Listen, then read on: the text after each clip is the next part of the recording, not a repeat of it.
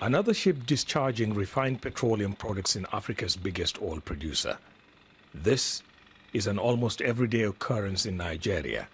Years of mismanagement have rendered the country's 4 refineries inefficient, so it imports most of its domestic needs.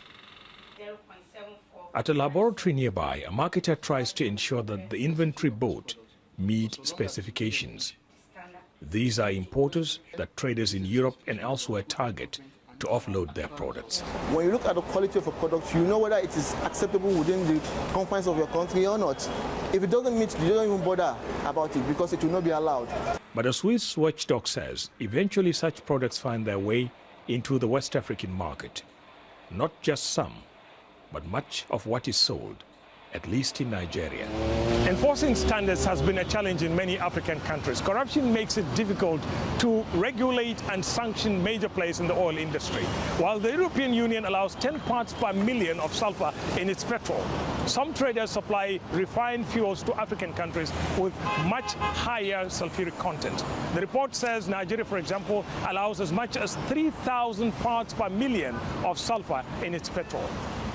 The companies named in the report say West African governments agreed to these standards, and they are to blame for not investing in local refineries and newer vehicles with lower emissions.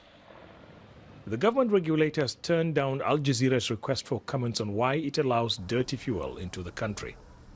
An official of the Department of Petroleum Resources says they don't have any comments now, and that Nigeria is not the only country affected by the report.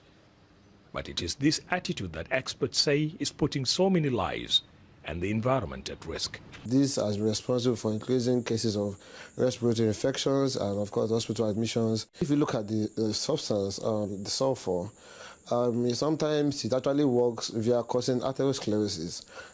For now, it looks like such cases could rise unless governments in the region fully regulate and sanction those responsible for harming their citizens and the environment.